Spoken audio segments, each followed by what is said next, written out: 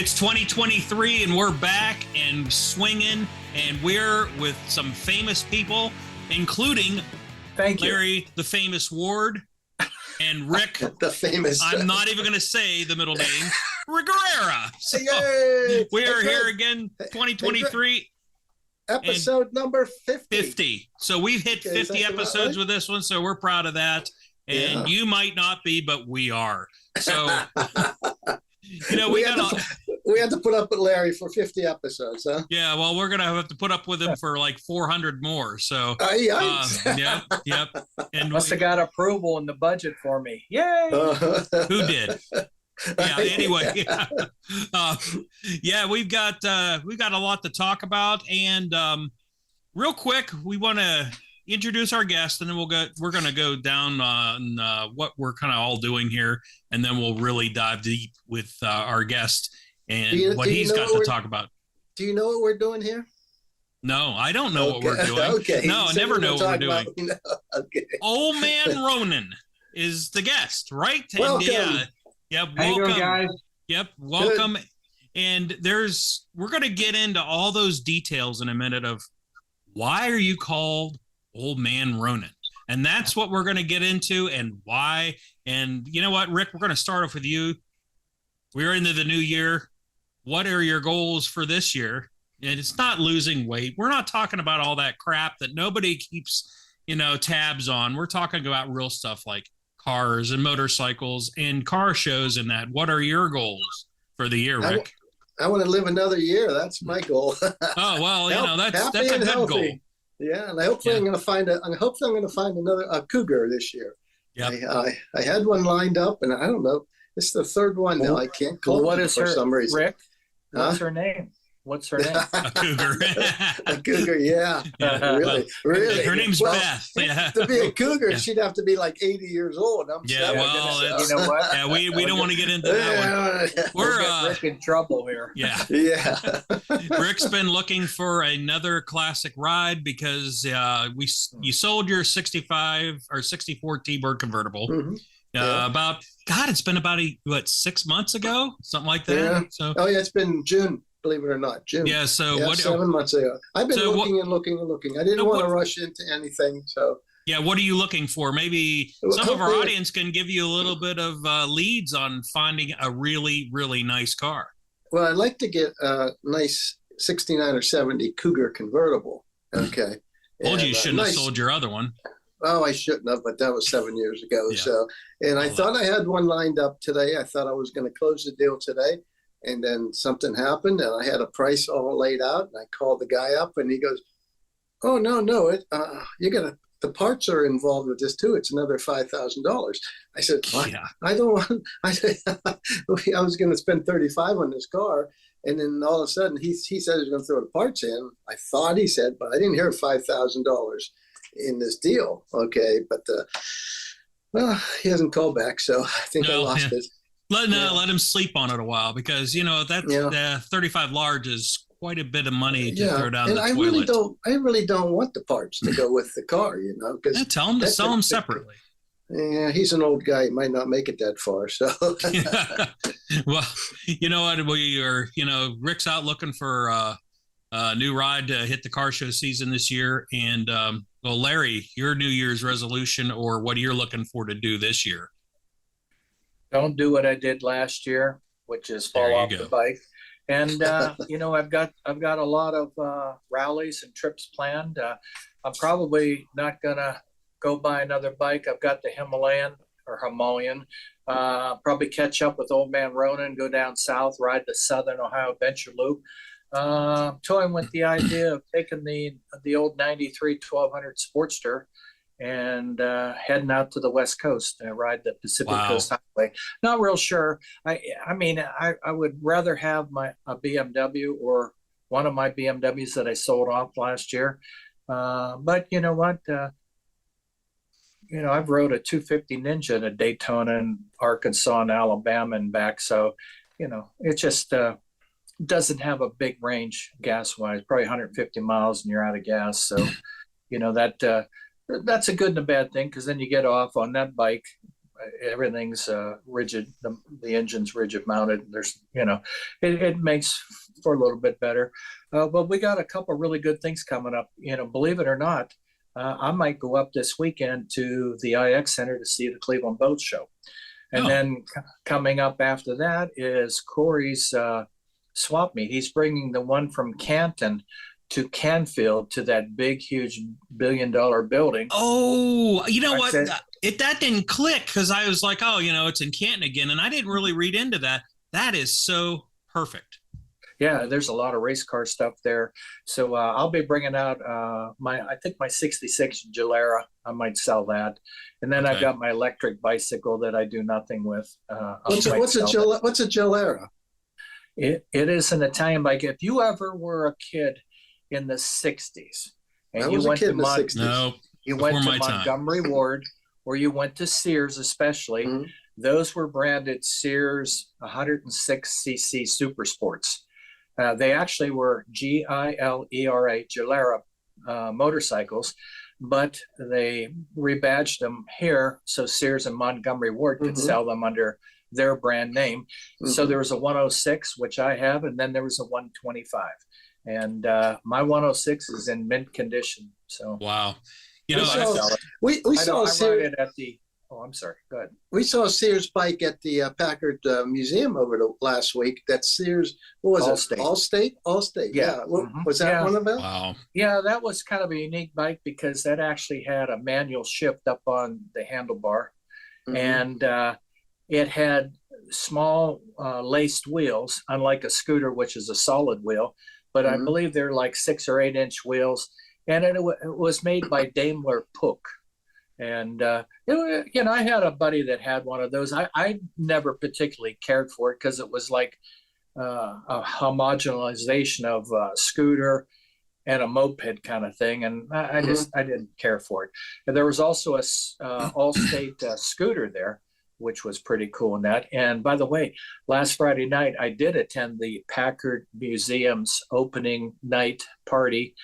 And let me give you I was going to say, let me give you a piece. If you don't remember, Rick or Larry, I don't even remember names. We were all there. So just to remind you, Larry, that we were there as well. There's some nice looking bikes there. I noticed that there was mostly one guy that everybody was talking to and was out in front and in the camera, and that probably was me. Larry. Yeah, exactly. Yeah. Okay. Let's get your head in the door here, Larry, I'll tell you what though, it was we had a blast. It was a nice night. Jim Iacozzelli from Motozilli coordinates everything. Larry Rabbit Smith is like a historian and a photographer and stuff. A lot of my friends had their antique bikes on display in that.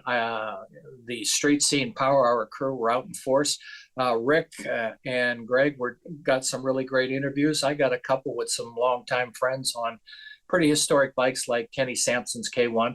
So, that was good. So that thing continues through May 16th or May 20th. And for a small amount, I think it's like $8, you can tour all the Packards and all the motorcycles. It's a great way to while away an hour or two. And we went. There's a lot to see. There's a lot to see there. Oh, there's 35 motorcycles. Yeah, 35 this year. Yeah, and there's some really cool Indians, old vintage 40s Indians. There's some sidecar stuff. There's even a brand new Royal Enfield, one of 60 that are imported in the States. It's a classic. It's all black. Rick, you interviewed Jim. Yeah, I interviewed Jim with that. Sure, that was the 120th anniversary one, and it sold for $6,100. I'm going. You can't beat that price for I'm a like, bike. I can't believe that. I say, holy cow, $6,100. Excuse me. You know what? We did go shoot a Street Scene episode out there. So if I can ever get my edited computer back. It's still not working, huh? It's been about 2 months. So I've been struggling with that, and you will get that episode on as soon as I get I have to rebuild everything. As far as Street Scene is the way you've seen it before, you won't see it that way again.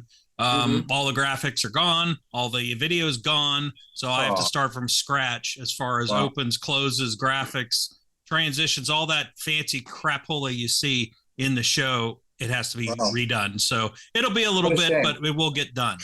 So, but if you want to visit the Packard Museum, the motorcycle exhibit is going on through May 20th in the Packard Museum in Warren, Ohio.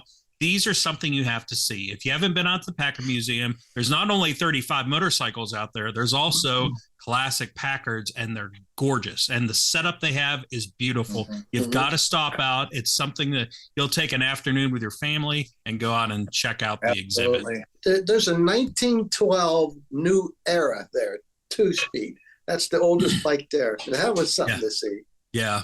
I noticed if you've been watching Beacom Auctions, always a fan of that. They've had a few roll through the auction block there. You know what? They're having a motorcycle. Yes, they are coming up here at the end of the month. I wish I had the info on that. So you're right. It's at the end of the month. I'm sure that you can stream it. I know I stream Motor Trend. I don't even watch it on TV. I shouldn't even say that, but I don't.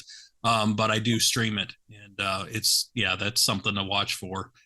You know what?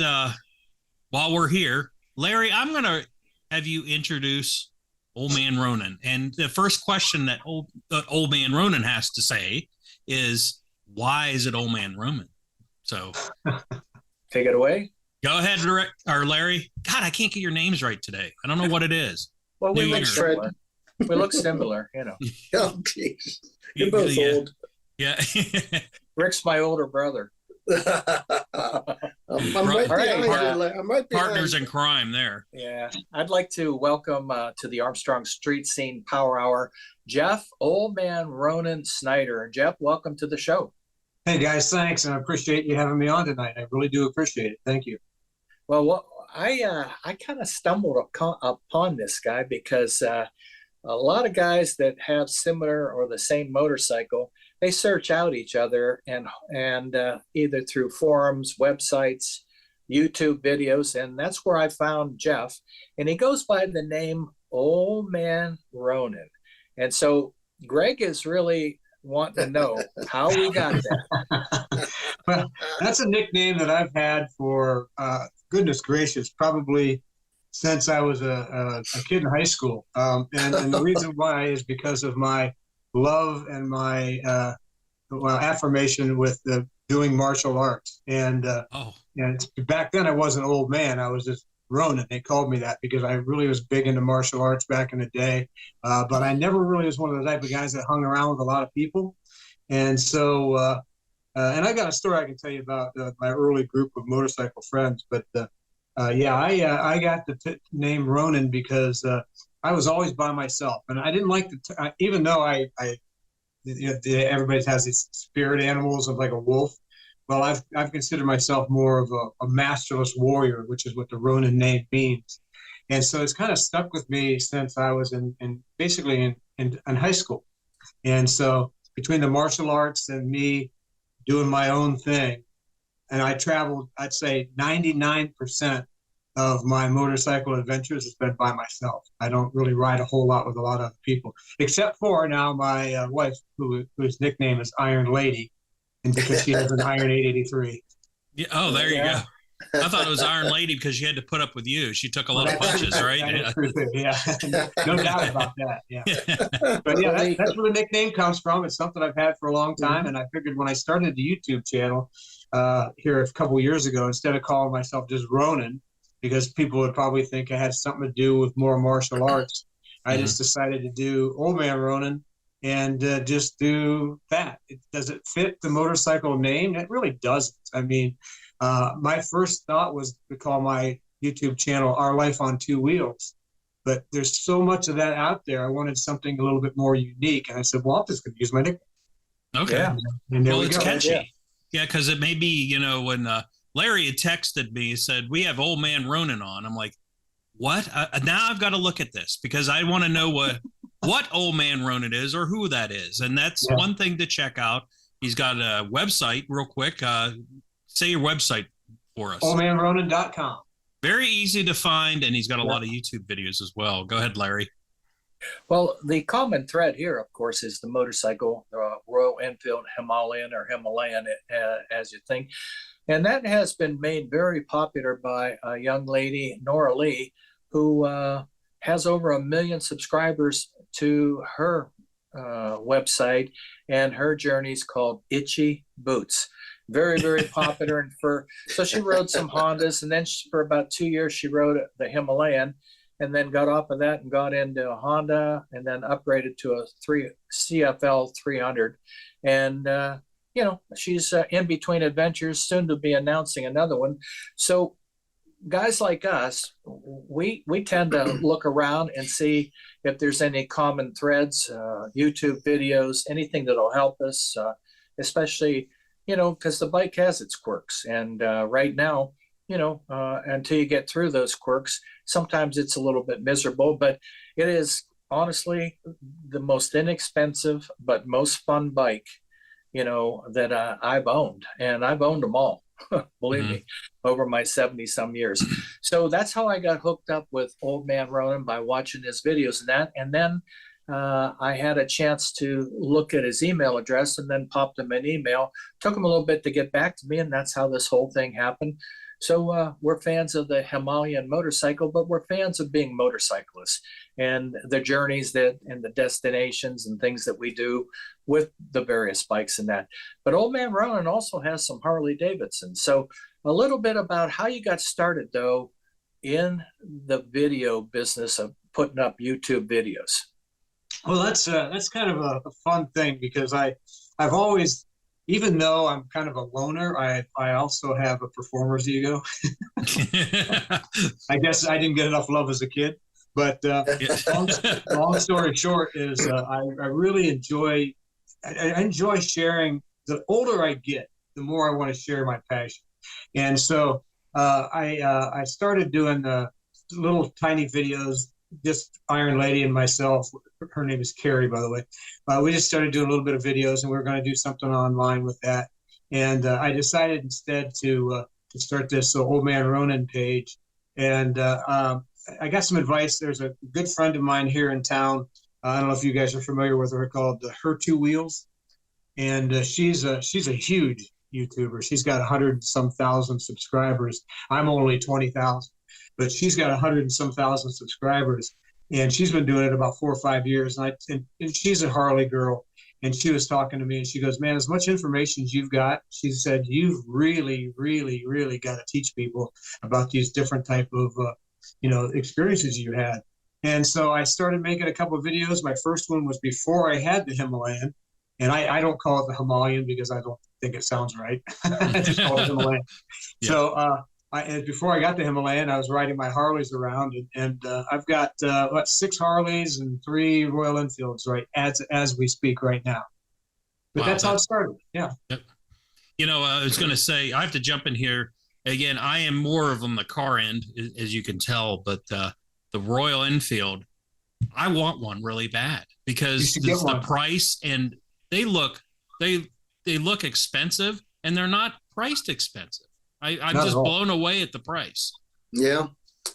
Well, that's one of the things that I really, really enjoy about the motorcycles, because, when I was a kid, my first street bike I bought when I was 14, and it was an old 1966 XLCH Sportster, and it was wrecked, and I rebuilt that thing. I'm not a type of guy that buys stuff. Yeah.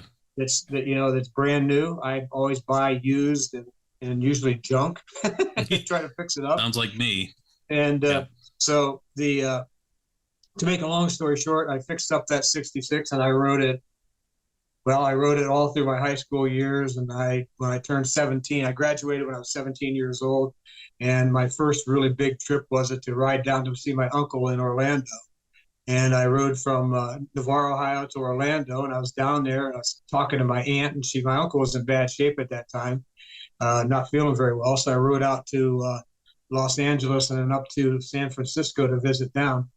And then at that time, I turned 18, and that way I could go into Canada. And I went and visited a friend of mine who was in the Air Force up in Anchorage, and then I came home. So it was about a 14,000-mile trip with my very first long-distance ride. Wow. That's crazy. Now, could you do that now? On a Sportster? You know what? Here's the deal. I have, like I say, my Royal Enfields right now. I hate to say it, I love my Harleys, and I will never sell any of them. Well, I shouldn't say that.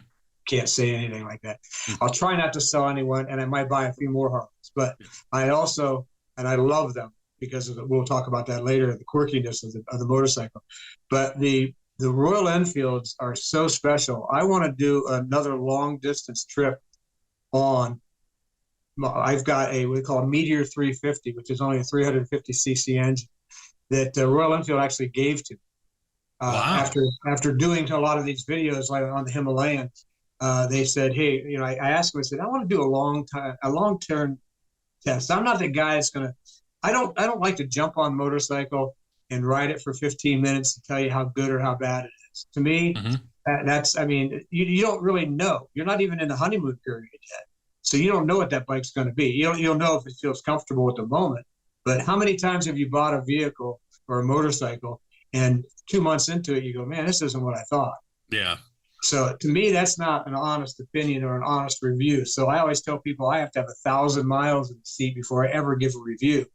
Well, I talked to the folks at Royal Enfield, and they said, well, we'll bring you one out. And not this past year, but the year before, last 2021, they brought out a Meteor 350 on Labor Day. The marketing director, Bree Poland, brought out the Meteor for me and says, here, take it.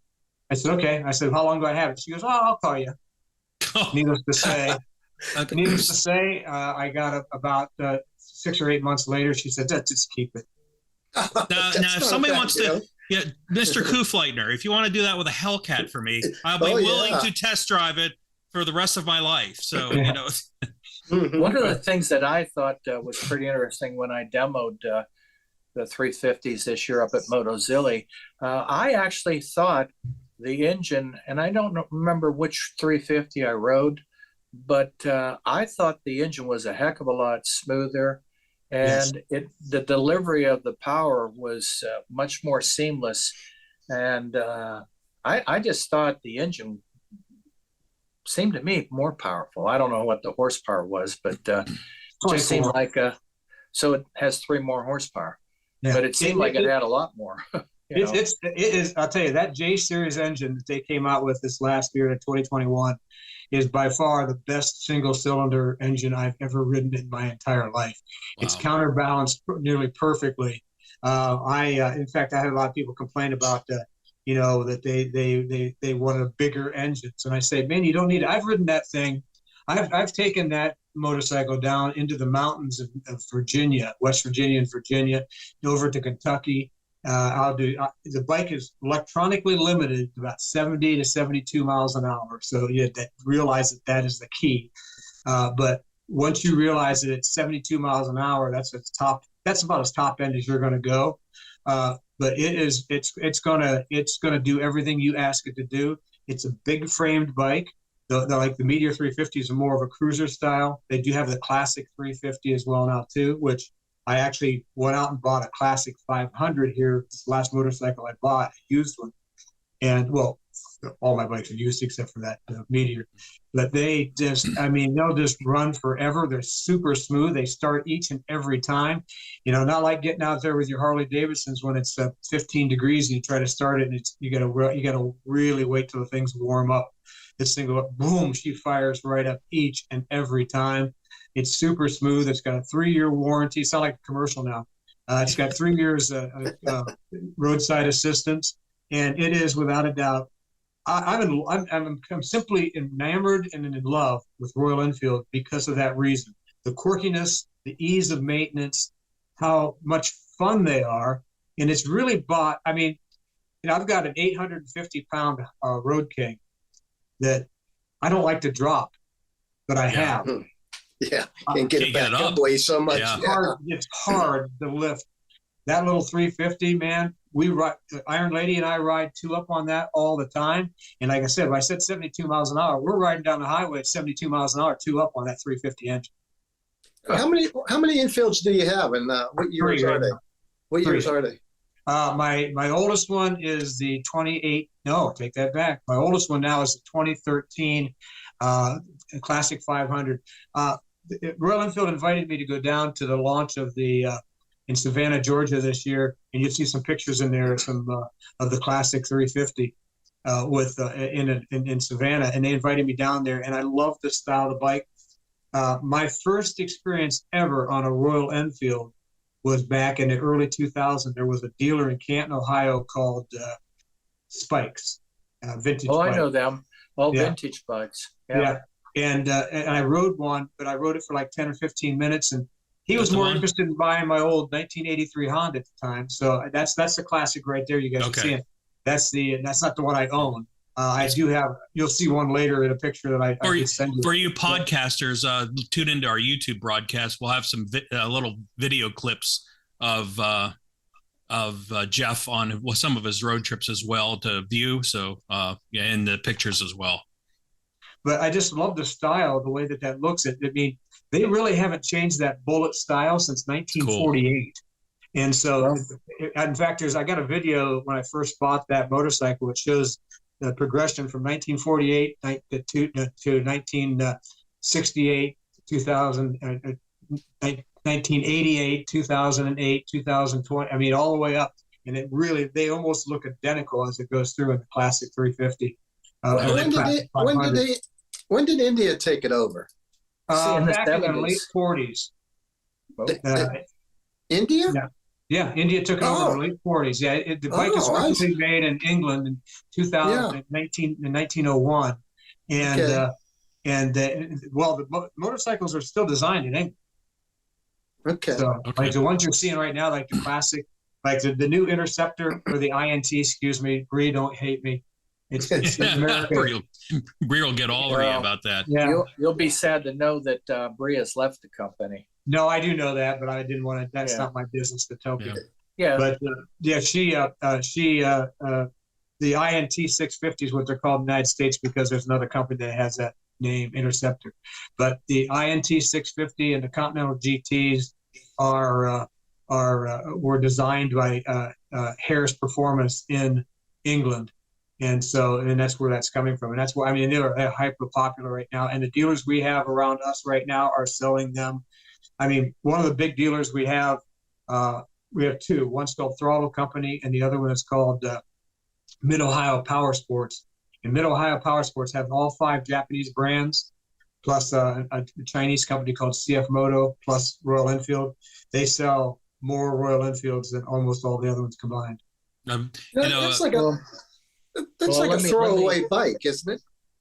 You know what I mean? Like if you blow the engine on that in 5 years, it probably better just go buy a new one, you know? Well, I mean, since you've got $35,000 to put into a car, you could probably throw it away if you wanted to.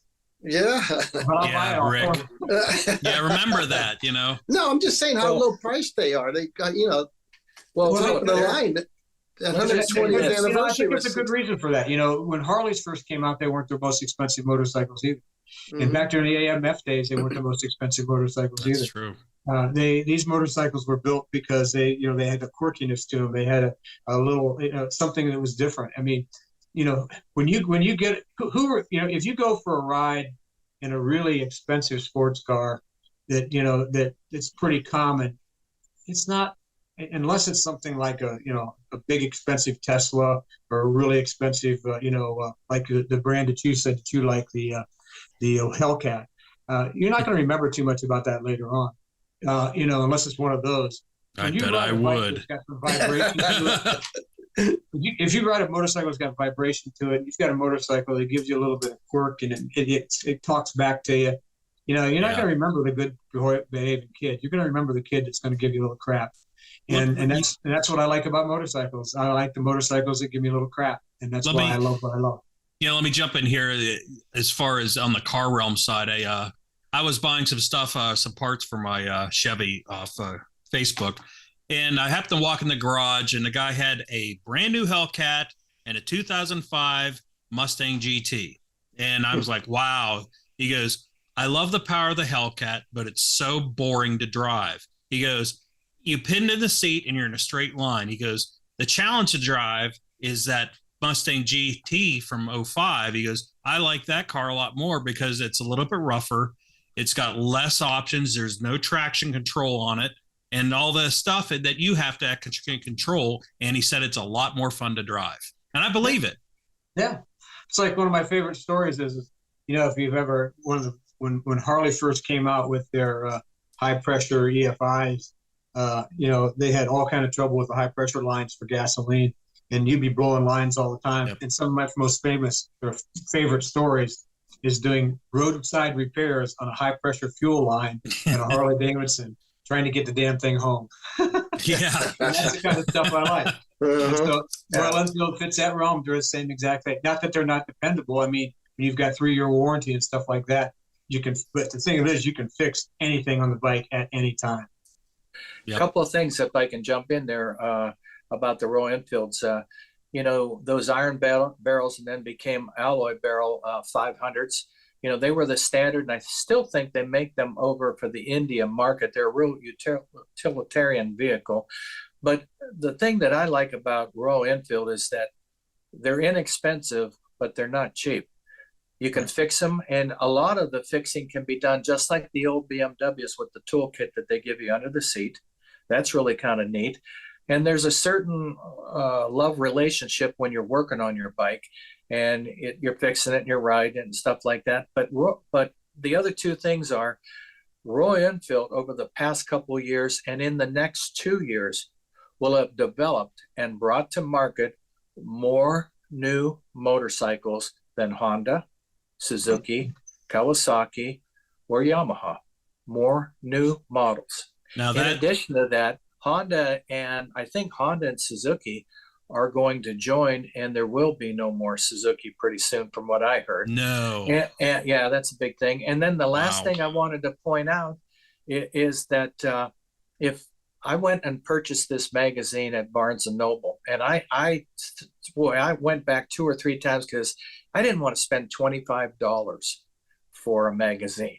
And it was a Royal Enfield. It's all about, and I'll tell you what, it was the best money and the best read. And Old Man Ronan, if you haven't picked that magazine up, it tells you from the ancient history all the way into the current ownership. And it is just a wonderful read. They used to build one of these bikes in an actual cave. The machinery was in the cave. Oh. Yeah, it was pretty rough because the machinery is loud, Mhm. Uh-huh. But Ooh. I've been a fan of them.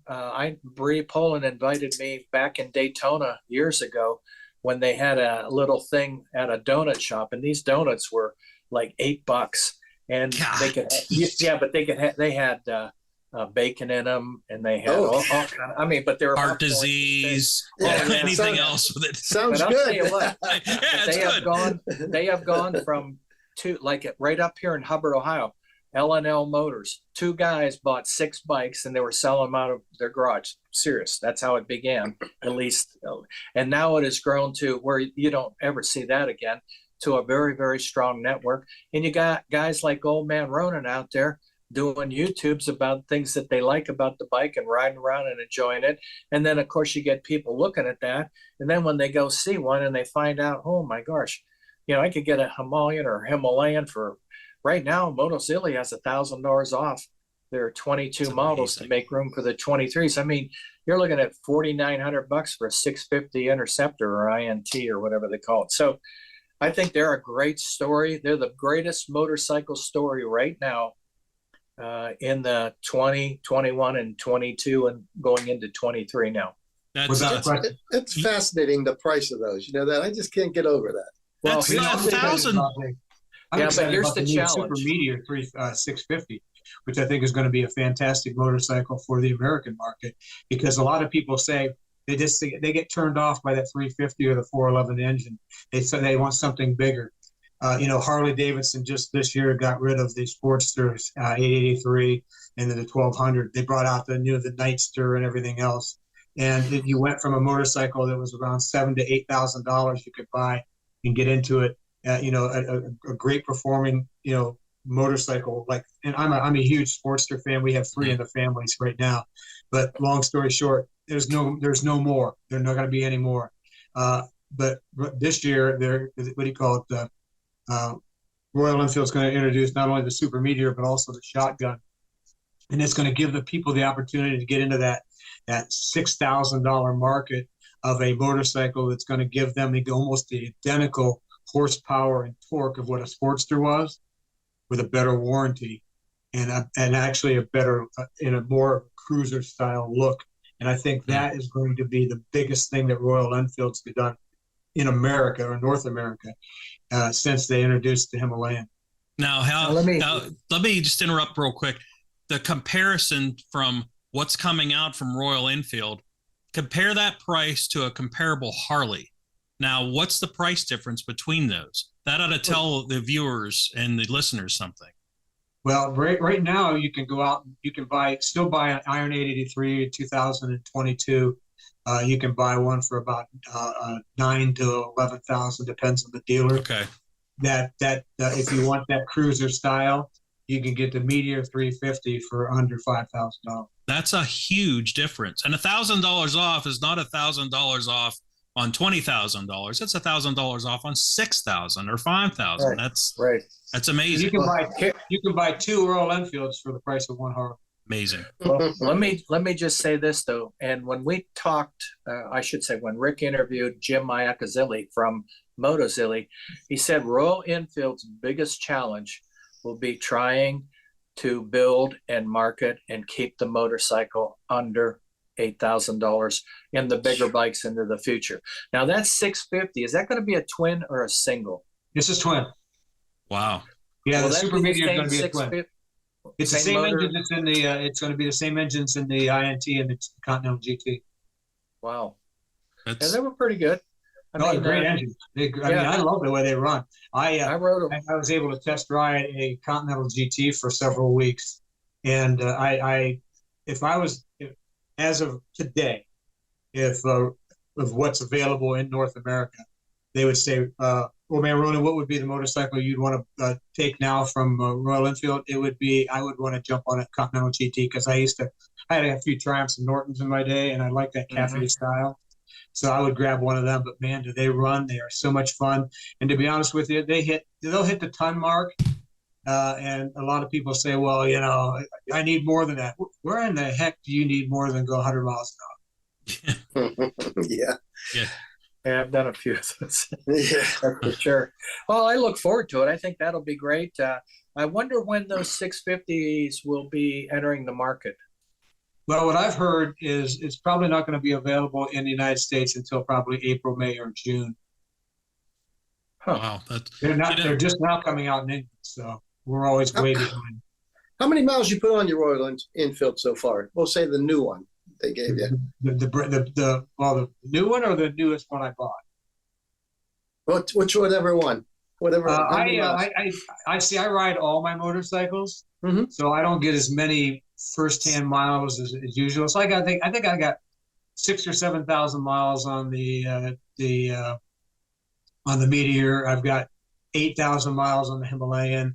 I've only got a few hundred miles because I literally just bought the Classic 500. And like I said, hopefully that picture will come up and you guys can see it. It's called the Battle Green. It looks like a military from 1948. So hopefully that one of those pictures will come up on that as far as find it here. Have you had any problems with them? Zero. Nothing. At 8,000 miles. Zero. But I do work on my stuff. I change my oil a lot quicker than most people do. I make sure I maintain all my stuff. I'm a tinkerer to begin with, just like I win my Harley. I don't have trouble with my Harleys either because I work on them, unless it's something stupid like a high pressure fuel line or something you hit on the road or things like that. But that bike right there. Okay. It's almost like a military green. It's really cool. Yeah. I love it. Battle Green. Yeah. I have to question this as well. You started doing YouTube videos, and again, you can check out his YouTube site on YouTube, obviously, of his little his road trips. And what got you started in that? Because YouTube is the thing now. If you're one of the generation or one of the people that don't really watch YouTube and you just turn the TV on, you got to just watch a YouTube because there is so much on there to learn from. And Old Man Ronan is one to actually watch. So what got you started in that? I just really enjoy filming. I mean, I think I maybe I have a inflated sense of self-importance, but I think that I'm kind of goofy and funny. I like to mix a lot of comedy in with my videos. It's like Larry. Yep. Yeah, Yep. I'll put little stinker jokes and stuff like that in the middle of the stuff, and call myself an idiot when I make a mistake or That's things Rick. like that. Yeah, and so I think I just have a good time with it, and that's the whole idea. It's one of those type of things that I'm trying to share my passion, and to get started is because I watched some of these other videos. Most of them are dry. Yeah, they're good information, but they're dry, or they're just not really like, here I'm riding down the road and it's a lot of fun, and that's cool. Who cares? That part of it. We want to see the goofy stuff. But I'll get down there. Like I said, every time I'm where I'm from. I mentioned before about Navarre, Ohio. We're in the heart of Amish country right there. So if we pass an Amish buggy, I'll just swing way out around it. And of course, Iron Lady, if she's on the back, she'll go, far from cruising, because they're not really cruising. Yep. They're far from cruising. Yeah. And then we put a bunch of Amish up there dancing. Yep. And we do stuff like that in the videos. Just to be as long as you don't fun. run through a little bit of gift, the horse left on the road. Don't do that. Yeah. You do all your editing yourself? And that's just kind of, we enjoy going to wineries. And one of the reasons the Himalayan is such a big part of our life is because not only do I love riding gravel roads, I have a lot of gravel road, dirt road, moto camping type stuff, not as much as I want to. But also, as far as the reason why I got the Himalayan was to do the Transamerica Trail. And haven't been able to do it yet because of things in life right now. But that was the reason I got the bike. But we use it as a winery bike. So we go to wineries that every time we do for a tripper like that, we'll say, well, what are you going to do today? Well, it'll be a song come up, say, day drinking. And, not that we drink and ride, but it sounds kind of fun. You do all your editing yourself? Yes. Do you? Okay. I have no idea how I got started doing it except doing self-taught, huh? Yeah, that's good. everything. Same with motorcycles. Yeah. Mm-hmm. Same with cooking. Yeah. That's what I do for a living. Okay. Larry, you had a question? Go ahead, Larry. Yeah, one of the things I noticed on your helmet, it looks like a cardio pack talk. Is that the system you run?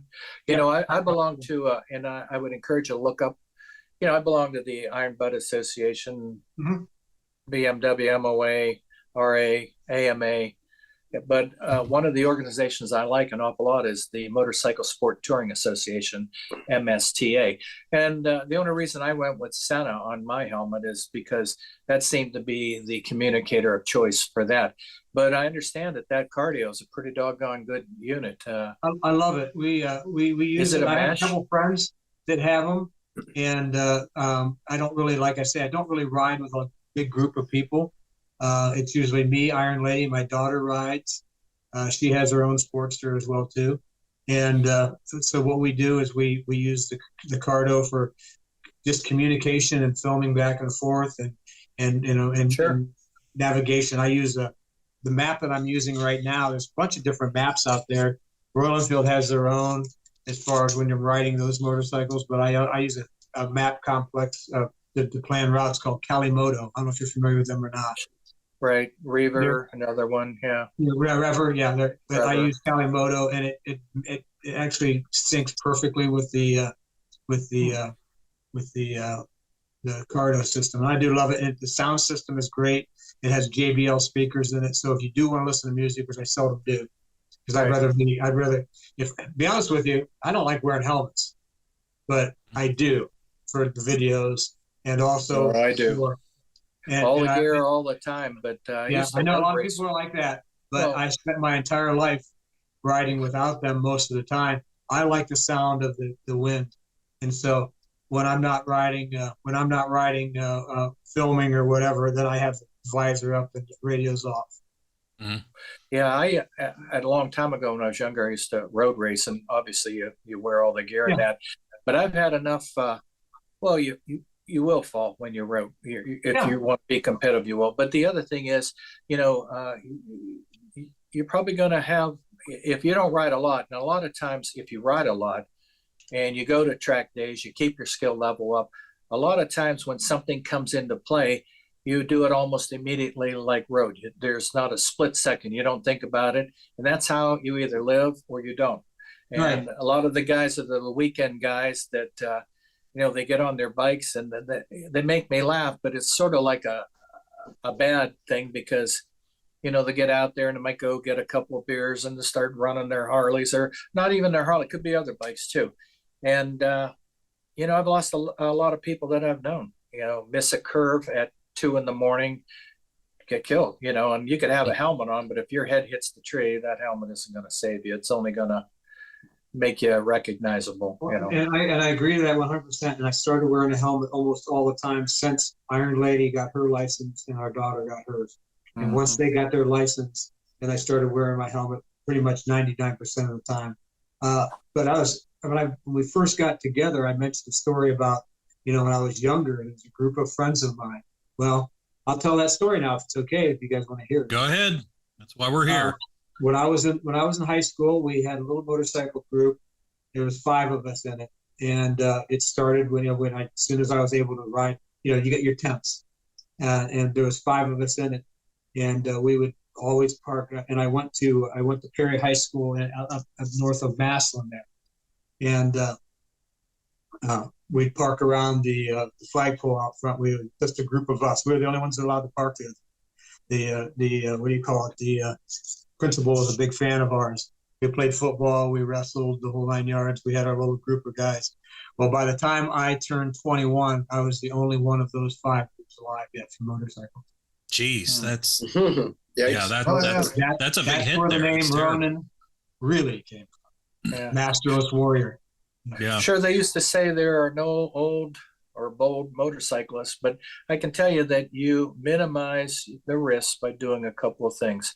Yep. Continue to invest in yourself. That means you go out and you go from basic safety to modified all the way up. I try and do every couple of years, I try and do a 2-day track school, get the leathers on, go out, still see if I can get around and safely, but fast and smooth.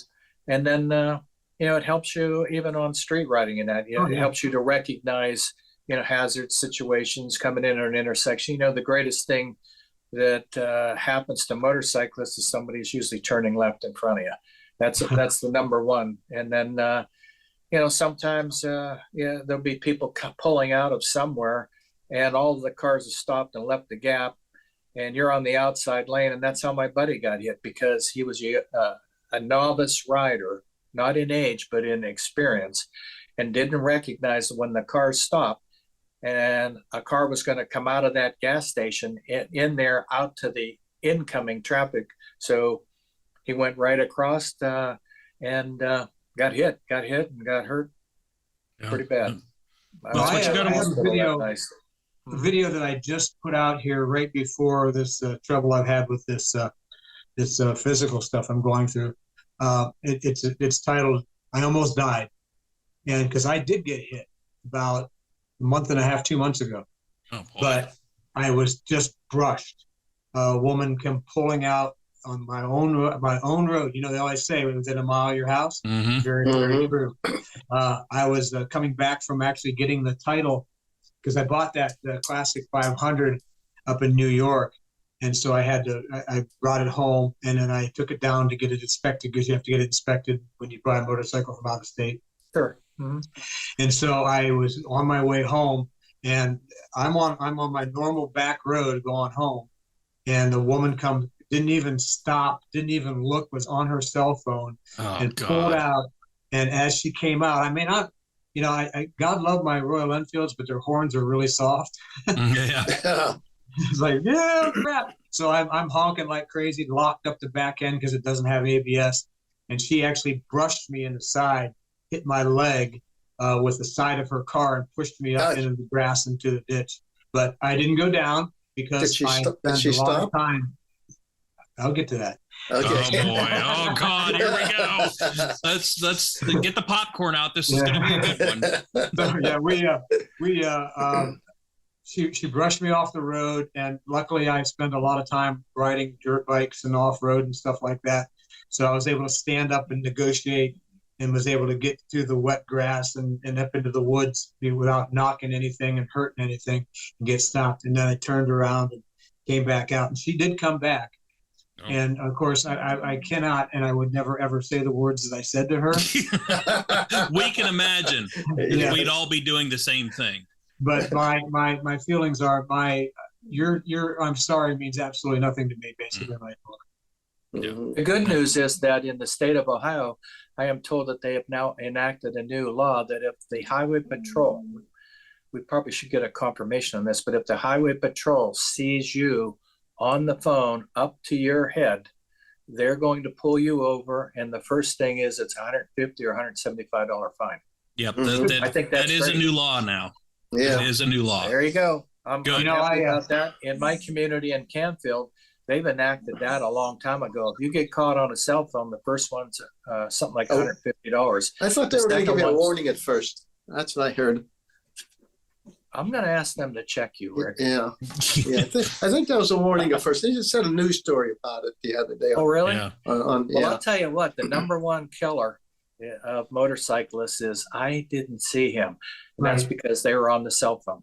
And it's what the highway patrol called distracted driving. When I had the radio show for those 20 some years on iHeartMedia, we had a guy right out here in Mahoning Avenue. You guys would remember it. He's riding with his son on his Harleys. The Harley runs out of gas. The kid says, "Dad, I'll be right back." And, the dad's in the late 60s. Kid goes down the street to purchase a gas can and gas. By the time he come back, his father was dead. And that was because a kid in a Jeep decided that he was going to lean over. And when you lean over and you're holding the wheel with your left hand, it went like that. He went right off the road, bam, and killed him.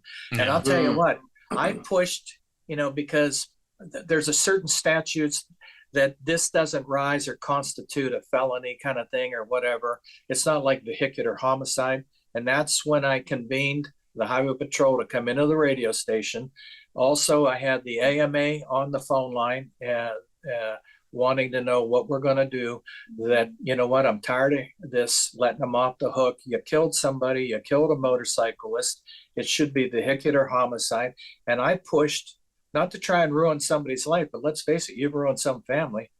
Imagine sure. coming back and your dad's Oh. dead. Yeah. So, and- I'm all in favor. You know what? If the cop sees me, I'm never on my phone that I don't have the speaker on or Right. blaring through Yeah. the thing. I never have it up to my ears Yeah. or up to my, whatever. And I really, really try to not text. If I have to text, I'll look for a place to pull over yeah. just because I'm cognizant of the problems that I could cause for other people. It's inattentive driving, and that's probably the number one killer of motorcyclists. I mean, No I question. can tell you the holiday season seemed like it was full of it because I don't know how many accidents I almost got them because somebody's got their phone up there or they're going the classic thing going 20 mile an hour. They think they're going slower and they're texting. No, you're also backing Yeah. up traffic.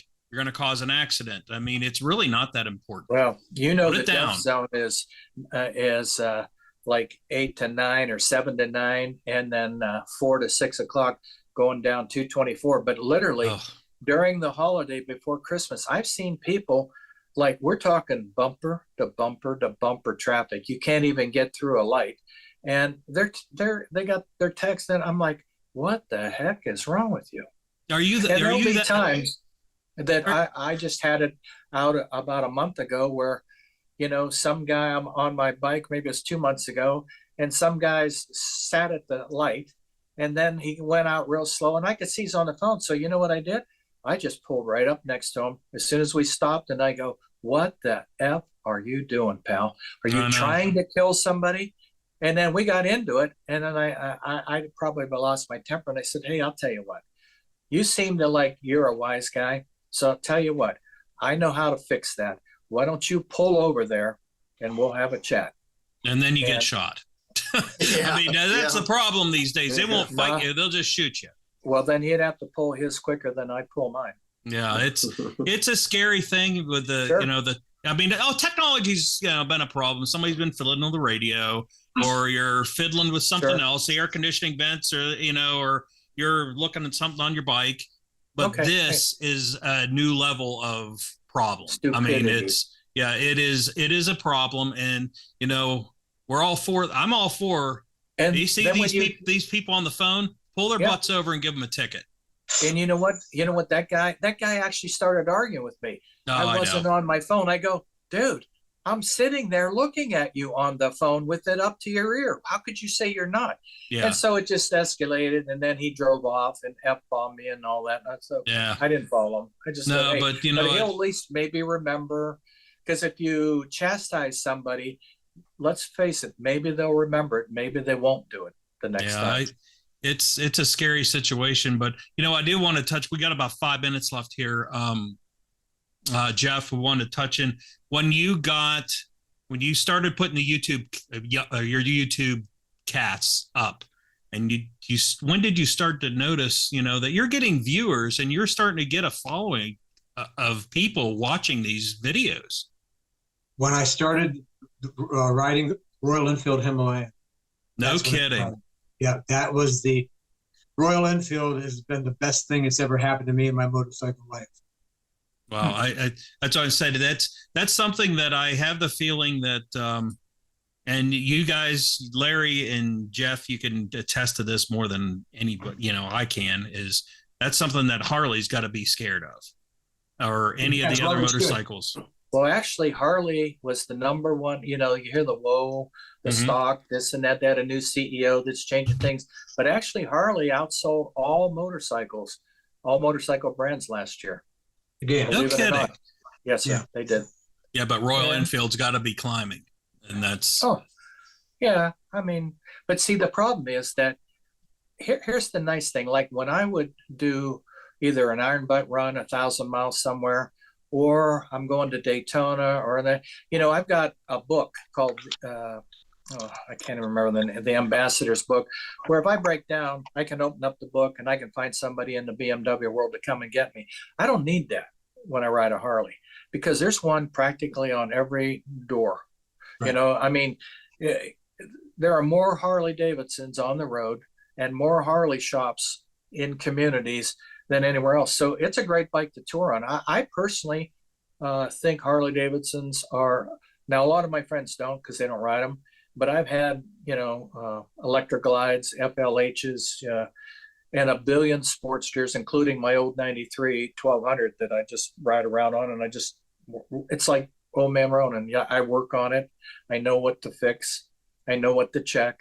And it just brings a smile when I ride it. It's a visceral feel. You're riding that twin, and it's a 1200, so it can get out of its way.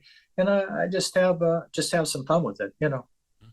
Rick, You know what you said Harley Davidson was #1 seller this year. And I bet you most of those bikes were trikes too, when the older people. Well, the I'll tell you what, you cannot believe how much tri-glides. I mean, you look at all of the big CC motorcycle manufacturers, whether it's Honda, Harley, Aprilia, BMW.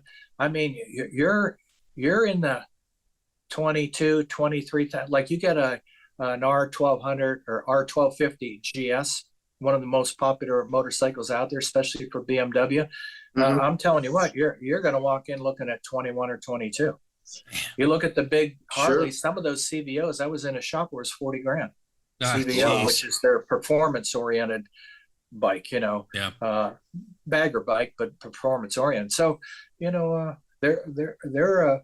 they're a luxury there, but those tri-glides, I have a friend that just bought one, and they're pretty pricey, but you know what, for her, it was a good move. They're about 30 grand, aren't they? No, every bit of that. Bit of that, because you go get those spiders are 32, 35, 38. You go ask Hey, Royal Enfield got to start making a trike then, huh? No. I'll tell you what, there's your answer. Honestly, if it would come down to it, because my leg's never going to be great. I mean, it's good enough where I walk with the limp, but it's never going to be, and it's my left leg. So that's usually the one that props up the bike. And if that thing goes over, I'm going to let it go over, and then I'll pick it up. Even with the Royal Enfield, it's a heavy little beastie thing. It's not a light bike. You think it would be, but it's in the 425, 450 pound range. And when you fall over on the crash bars, or they don't like to call them crash bars, they like to call them engine guards. But when it comes over on that, it's like a turtle. It sits up on that crash bar and that front wheel's off the ground. So now you got to get your butt into it and then kind of crab walk backwards and try and get both wheels down, then pull the bar, until it locks, and then try and walk it right up. And a lot of times that works pretty good. But when I had that accident, it didn't. Anyways, we're running out of time. I know, Greg, you want to close it up. Yep. Jeff, website, and where's it? How can people watch your videos? How can they view your website? Where to go? Everything is based on Old Man Ronin, OLMANRONIN.